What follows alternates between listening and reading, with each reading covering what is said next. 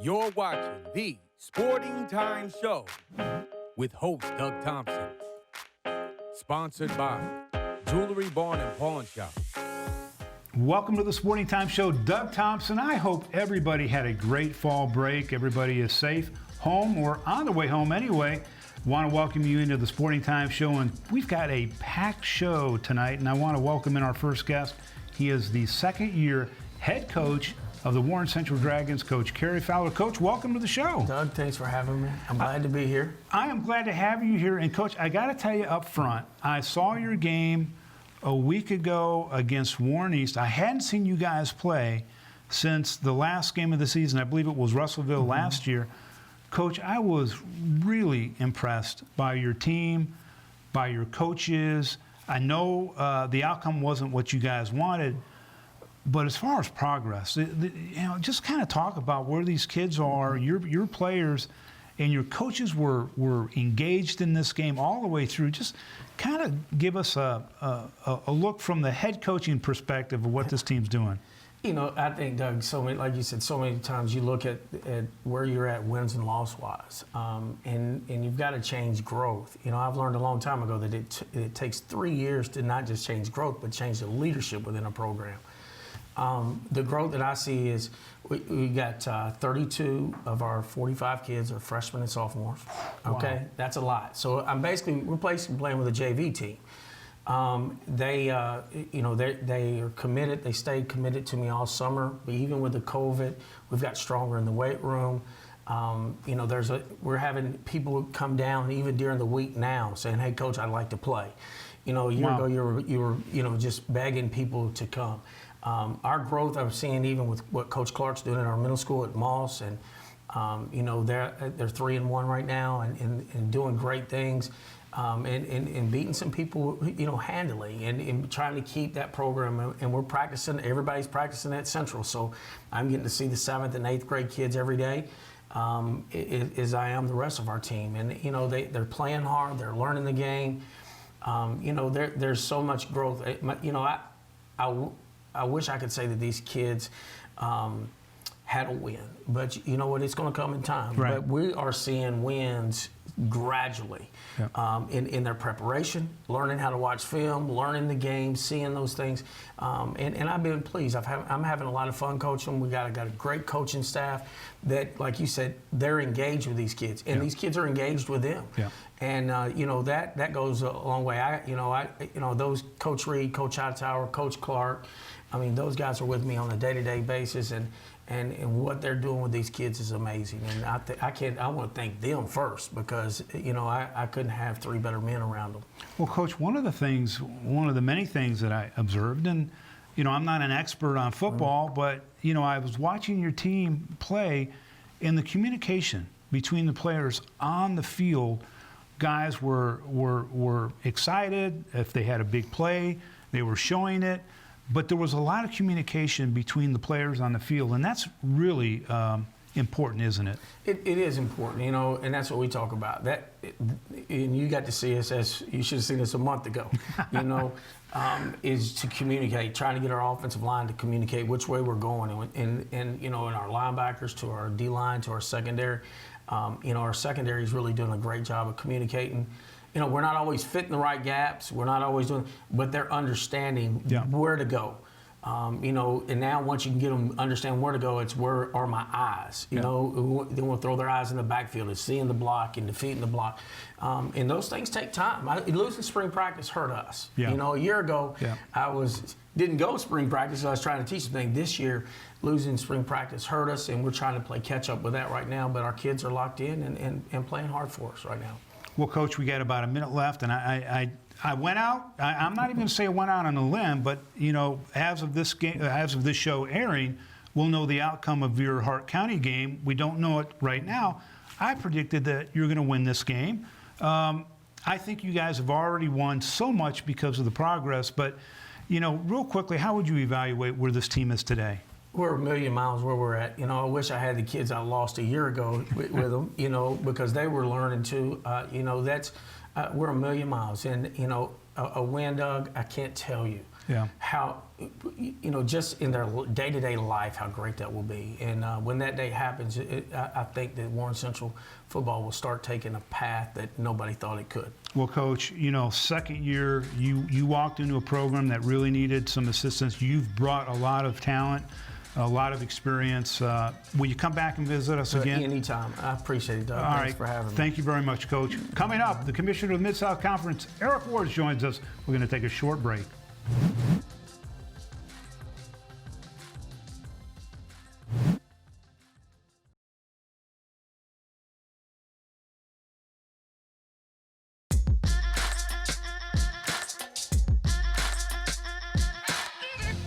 Welcome back to the show. Well, I want to introduce a good friend of mine who is also the Commissioner of the Mid-South Conference. Eric Ward joins me now on the show. Eric, welcome. Thanks, Doug. Good to see you. It's good to be anywhere right now, but it's always good to be someplace with you. I know. Well, thank you very much. I got to tell you, you and I have talked so much about sports, and we talk a lot about high school sports on this show. But you, as the Commissioner of the Mid-South Conference, had to deal with your conference, with athletic directors, with presidents of those universities as COVID rolled in. Kind of take us through a little bit of the process of deciding what was going to happen this fall for the Mid-South Conference, which a lot of student athletes from around our viewing audience attend Mid-South Conference schools.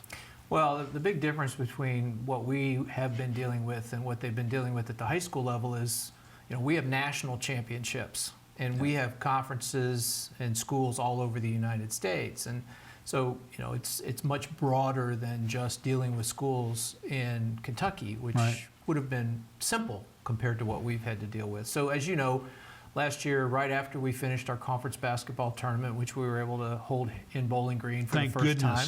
Yeah.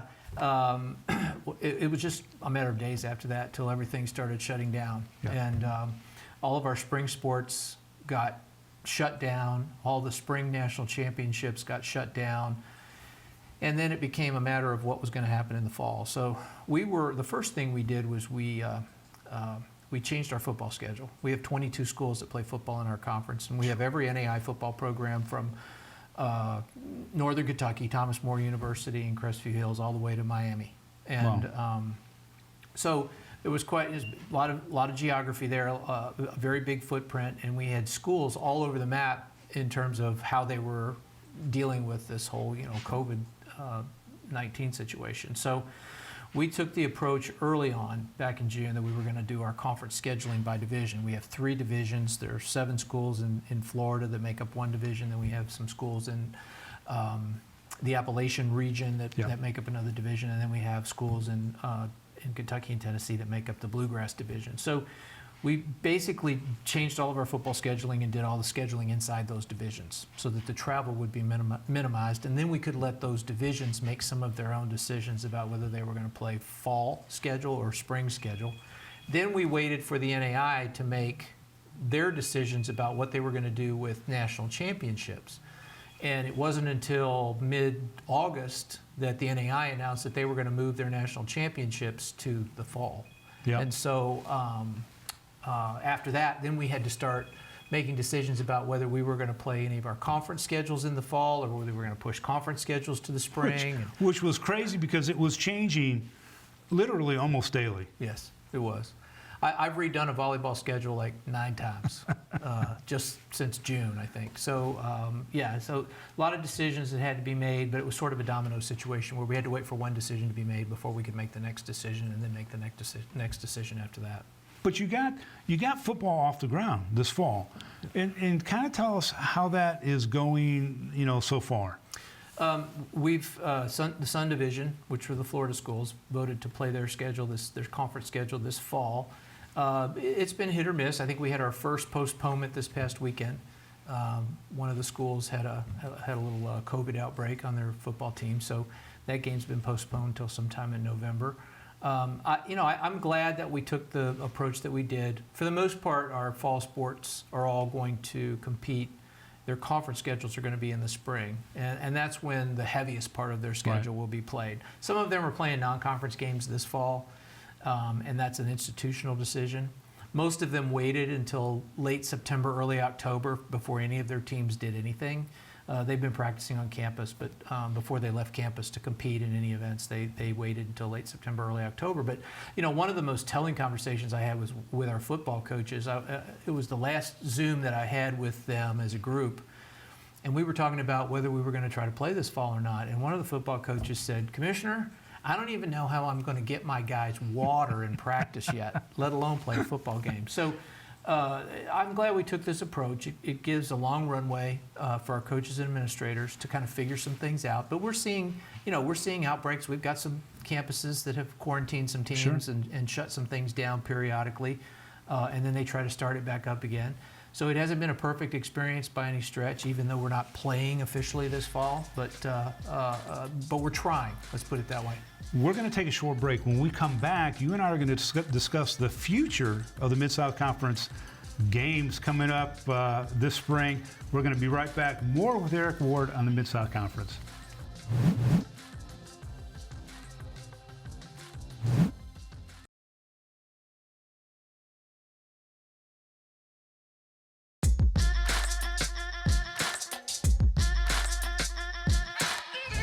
Welcome back again. Eric Ward from the Mid-South Conference talking championship, Mid-South Conference and everything. Championship, everything. Everything. And Eric, you have got a schedule this spring, and of course Bowling Green will host, what'd you say, 19?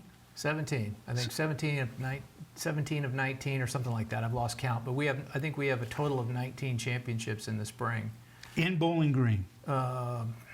Maybe not all in Bowling Green. The majority of those would be in Bowling Green. Which, I want to get to what's coming up, but, you transition, obviously, the office, the conference office here to Bowling Green. You moved to Bowling Green. You bought a house in Bowling Green. And we have so many championships here. And you made that decision that was really critical and forward-thinking about, let's not try to take chances in the fall and have to cancel and not get things in. But now on the backside of it, you're going to be very busy in the spring. Yes, it's going to be a very hectic spring. In addition to all the normal, and spring is always weighted more heavily with championships than the fall. In the fall, we typically just have 3 or 4, and then the bulk of our championships, 12 or 13, I think, 14, are typically in the spring. But this year we'll have everything going in the spring. We'll be playing women's volleyball. We'll be playing men's and women's soccer. We'll be running cross country. In addition to playing basketball and women and men's volleyball and swimming and wrestling and all the, then the traditional spring sports, baseball, softball, golf, tennis, and track. So it's going to be a crazy 4 or 5 months from January to May. Yeah, and for our viewing audience, we're talking championships. So I mean, there's a lot on the line for these teams coming to Bowling Green competing. They want to get to the Nationals. Yeah, and even in a year like this where nothing is normal, by the time you get to the end of the regular season and you turn your focus to conference championship tournaments, everybody's thoughts turn to national championships, and the attitude changes at that point. Yeah, and talk about the conference basketball championships, which were held at Bowling Green High School, which they, with the help of the Mid-South Conference, were able to enlarge that to a college-length floor. It is absolutely beautiful. You held the championships there, and it may sound corny, but it was a slam dunk. I mean, it was an absolute fantastic championship there. What was your takeaway from hosting it there at the Bowling Green High School arena, and just what you heard from the coaches and the fans? It was absolutely the right move. Great facility. Obviously we had some concern from coaches coming into it. They weren't exactly sure about how they felt about having the tournament in a high school gym, having a college tournament in a high school gym. But honestly, the facility is just great. The upgrades that were made with us in mind, many of them were fantastic, and we got nothing but positive comments and positive reviews from the coaches after the fact. Obviously, they wanted to reserve judgment until after they'd actually experienced it. But after the fact, even the ones that didn't win the tournament had positive things to say about their experience here in Bowling Green. Yeah, and you look at the women that play on the Mid-South Conference basketball teams. When you look at Campbellsville and Lindsey Wilson, they are loaded with 4th region, 3rd region, 5th region players, high school players from around our state, which is fun to go back and watch them in a conference championship. Well, I remember 2 years ago when you and I were in Pikeville, and we were there Friday morning watching the first women's game, and it was Campbellsville and Lindsey Wilson playing in the first women's game on Friday morning. And you came over to me and said, "Do you realize that there are 11 girls on these two rosters from the 4th region?" And we knew right then that when we moved it to Bowling Green, because of that, it would be really successful here. Yeah, it was an absolute great environment, and I'm excited because I've been affiliated with the Mid-South Conference now for several years, and I'm going to be knocking on some doors on behalf of the Mid-South Conference, and I'm looking forward to that because it's a conference that just continues to grow, but it's because of the support we get that allows it to grow, and you've added 3 more member schools. Well, the Mid-South Conference we moved into Bowling Green, into the market, and kind of filled a void that the high school football championships left when they moved to Lexington, and the girls Sweet 16 basketball tournament moved to Lexington, and we've sort of stepped in and more than filled that void in terms of economic impact and tourism here in the community by bringing all these teams in. You just don't see the impact as much because it's spread out over 9 months. But it's going to be super exciting. I'm going to get you back here after the first year. We'll talk more. Eric, thank you very much for joining us. Thanks, Doug. It's great to be here. We're going to take a short break and wrap up the Sporting Times when we come back.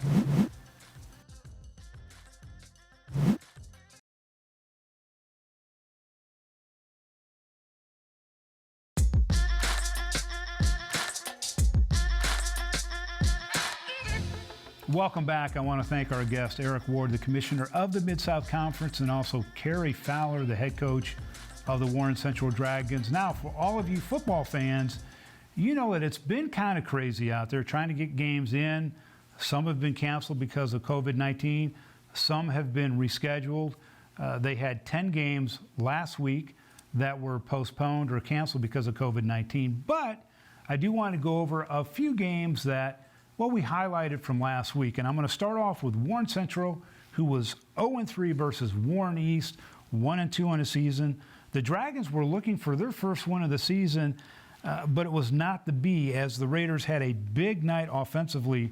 Raider sophomore quarterback Isaiah Gee, filling in for the injured Nolan Ford, had a fantastic night. He threw for 11 for 16 for 189 yards with 2 touchdowns and 0 interceptions. Way to go, Isaiah. And then senior wide receiver Deshaun Gilbert with 2 touchdowns on 6 receptions for 72 yards.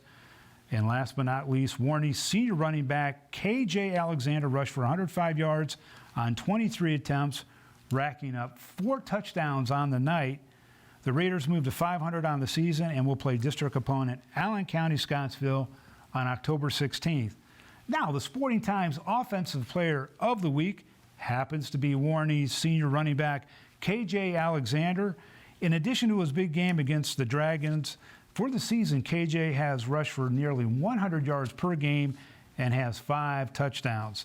Second game I want to feature, of course, the big showdown between South Warren and Bowling Green, both perfect on the season going into that game. It is a huge district rivalry. It was a defensive war, with the Purples allowing 100 yards rushing, 116 yards passing for the game. It was senior linebacker for the Purples, Reese Jones, who led the team in tackles with 16. But boy, he was followed by junior defensive lineman Jeremiah Lightfoot with 13 tackles on the night. And the Spartans' defense almost mirrored that of the Bowling Green Purples. They countered with allowing just 114 yards rushing and just 117 yards passing by the Purples. Spartans junior tight end Luke Burton led the Spartans with tackles with 11, followed by a host of teammates on the Spartans that averaged anywhere from 10 to 7 tackles on the night.